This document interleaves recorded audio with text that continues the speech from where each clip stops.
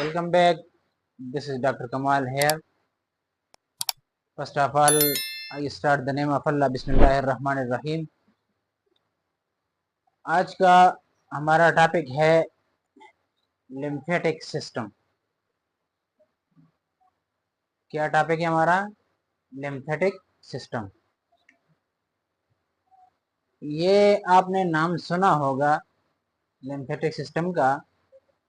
इसका ताल्लुक एक तरफ तो सर्कुलेटरी सिस्टम के साथ भी है, क्योंकि ये सर्कुलेटरी सिस्टम के चैप्टर में है, और एक तरफ इसका ताल्लुक सर्कुलेटरी सिस्टम के साथ भी है और दूसरी तरफ इसका ताल्लुक इम्यून सिस्टम के साथ भी है।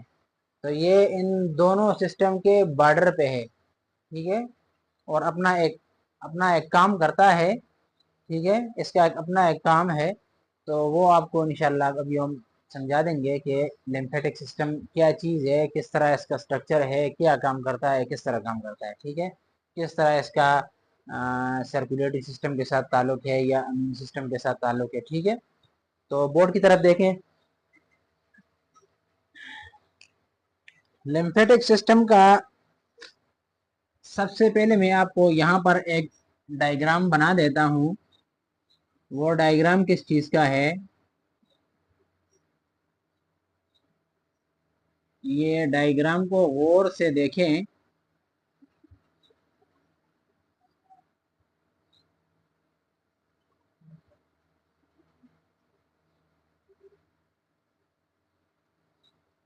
ये हमारे पास है क्या? आर्टरी है हमारे पास।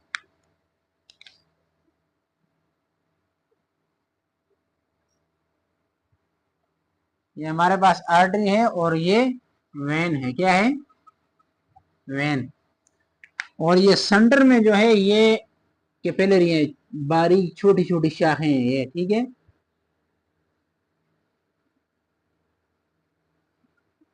ये छोटी छोटी शाखों का एक गुच्छा सा है, ठीक है। इसको कहते हैं कैपिलरीज।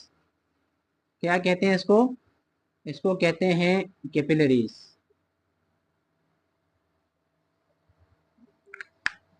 ये आर्टरी हो गई और ये हमारे पास वेन। ये जो छोटी छोटी है ये हमारे पास हैं कैपिलरीज।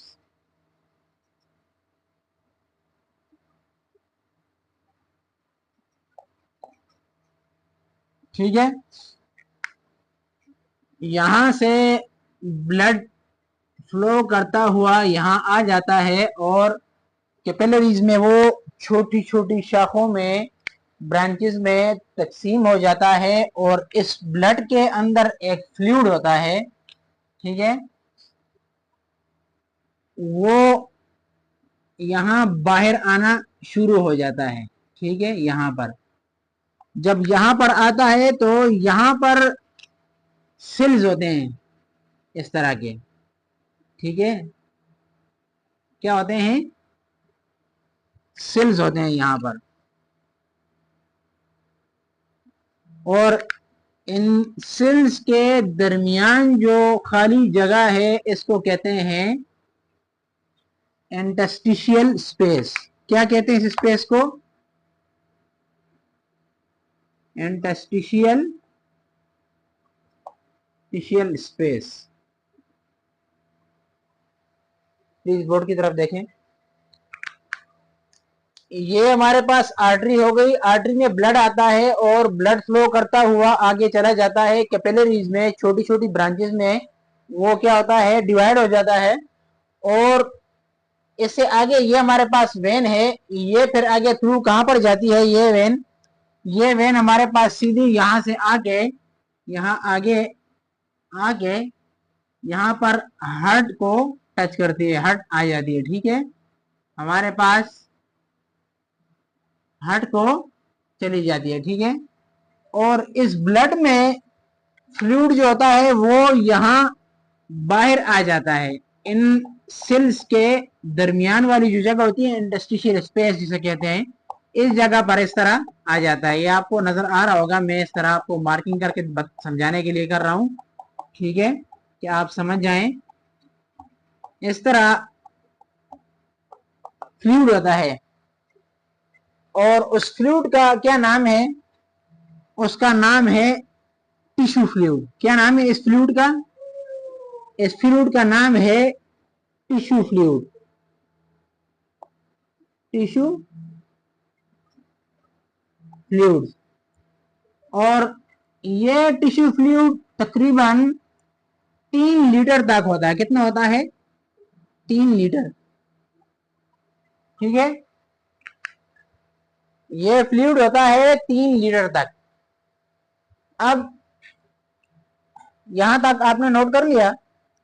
यहाँ ये 2-3 नाम में मिटा देता हूं, क्योंकि अभी डायग्राम थोड़ा और पेचीदा होने वाला है समझाने के लिए, ताकि आपको समझ आ जाए।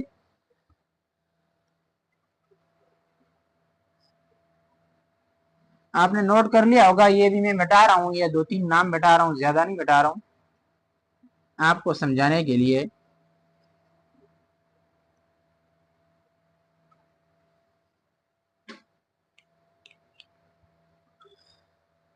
यहां पर जो फ्लूइड है ये क्या करता है? अभी इसको जाना है कहां पर? इसको भी हार्ट में जाना है, लेकिन किस तरह जाना है? एक खास प्रोसेस के थ्रू जाना है।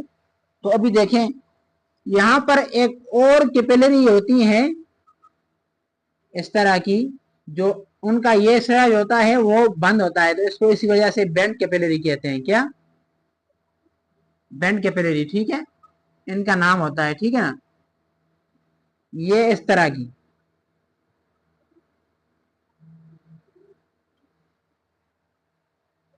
अब ये जो फ्लूइड है ये यहां से एंटर होना शुरू हो जाता है यहां पर, इन कैपिलरीज में। इन कैपिलरी का क्या नाम है? इन कैपिलरी का नाम है लेम्फ कैपिलरीज। Lymph capillaries. ठीक है, यहां पर ये फ्लूइड आना शुरू हो जाता है। ठीक है,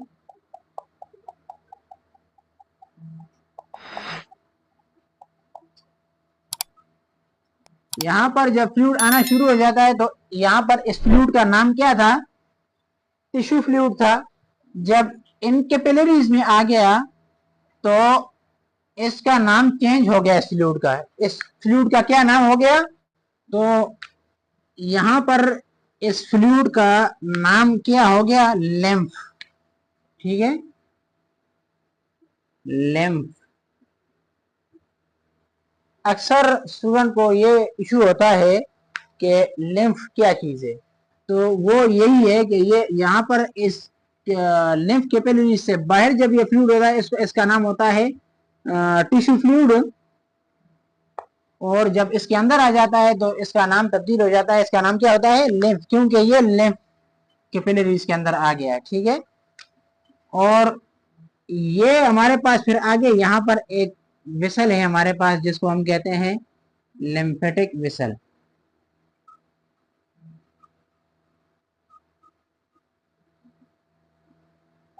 लिम्फेटिक विसल। ठीक है, अच्छा, ये लिम्फेटिक विसल यहां से आगे यहां पर आता हुआ आपको यहां पर एक और स्ट्रक्चर मिलेगा। ठीक है, कौन सा स्ट्रक्चर? आपको इस तरह, फॉर एग्जांपल मैं कह दूं, एक कमरा मिलेगा। फॉर एग्जांपल आपको समझाने के लिए कह रहा हूं, एक खाली जगह मिलेगी। ठीक है, इसको हम कहेंगे क्या? Lymph node. क्या? इसका नाम होगा लेम्फ नोड। लेम्फ नोड्स का नाम आपने सुना होगा। तो ये क्या होगा? इसके आखिर में, लिम्फेटिक वेसल के आखिर में, यहाँ पर लिम्फ नोड में ये फ्लूइड आएगा, और यहाँ पर क्या है? सेल्स हैं, लिम्फेटिक सेल है इसके अंदर। ठीक है, लिम्फेटिक सेल्स।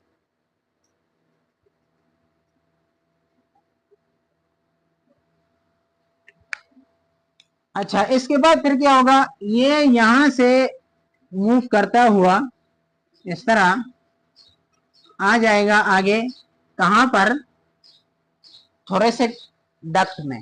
कहां पर, आपने नाम सुना होगा थोरेसिक डक्ट। और एक बात दूसरी नोट कर लें, ये लिम्फ नोड कहां पर ज्यादा होते हैं, ये आपके नेक रीजन जो होता है ना, ये एरिया यहाँ पर, या ये बकल केविटी जो होती है यहाँ पर, यहाँ एरिया में ये क्या लिम्फ नोड ज्यादा होते हैं, ठीक है ना। तो ये यहाँ से मूव करते हुए आ जाएंगे कहां पर, यहाँ पर एक विसल है हमारे पास, उसका नाम है थोरेसिक डक्ट। थोरेसिक डक्ट समझ आ गई, इसको टच कर लेंगे। और इस थोरेसिक डक्ट ने फिर क्या करना है, ये इसने फिर आगे जाके एक और बड़ी हमारे पास एक वेन है, उसको इसने टच करना है, उसमें चले जाएगा ये फ्लूइड यहाँ पर। और उस वेन का नाम है सबक्लीवियन वेन।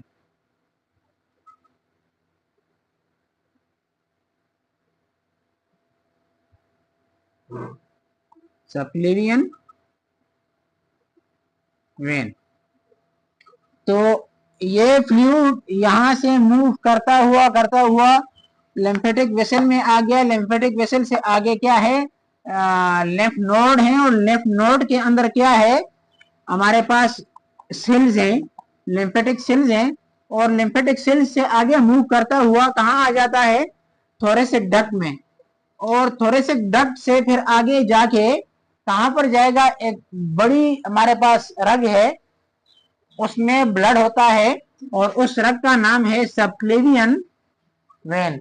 और यहाँ पर आ जाता है, और इस सबक्लेवियन वेन ने फिर क्या करना है, ये इसने फिर हार्ट को इसको लेके आना है, ठीक है। तो यहाँ से ये ब्लड में शामिल होके फिर हार्ट को आ जाता है। तो यहाँ से ये डायरेक्ट नहीं जाता, ठीक है। तो मैंने आपको पहले स्टार्टिंग में बता दिया कि इसका ताल्लुक सर्कुलेटरी सिस्टम का के साथ भी है। तो वो इस तरह है, क्योंकि इससे जो फ्लूइड आता है कैपिलरी से, वो आगे और कहां पर आ गया, लिम्फ कैपिलरीज में आ गया, और लिम्फ कैपिलरी से आगे आगे लिम्फेटिक वेसल में आ गया, लिम्फेटिक वेसल से आगे आगे फिर लिम्फ नोड में चला गया, और लिम्फ नोड के अंदर हमारे पास लिम्फेटिक सेल्स हैं, और उससे आगे निकलता हुआ थोरेसिक डक्ट में आ गया, ठीक है। और थोरेसिक डक्ट ने फिर क्या किया, आगे जाके सबक्लेवियन वेन में उसको शामिल कर दिया, और सबक्लेवियन वेन ने फिर क्या किया, वो आगे चला गया कहां पर, हार्ट में, ठीक है। तो ये इस पूरा का पूरा जो प्रोसेस है क्या है, ये लिम्फेटिक सिस्टम है हमारे पास, ठीक है। तो सबको मेरे ख्याल में समझ आई होगी, क्योंकि मैंने बहुत एक आसान अंदाज में समझा दिया, एक डायग्राम के थ्रू समझाया है। इसी तरह जनरल बात नहीं की है कि आपके दिमाग में कोई सवाल पैदा हो, लेकिन इसके बाद भी अगर कोई क्वेश्चन है तो बता दें। ये आपके कोर्स के हवाले से मैंने पढ़ा दिया है।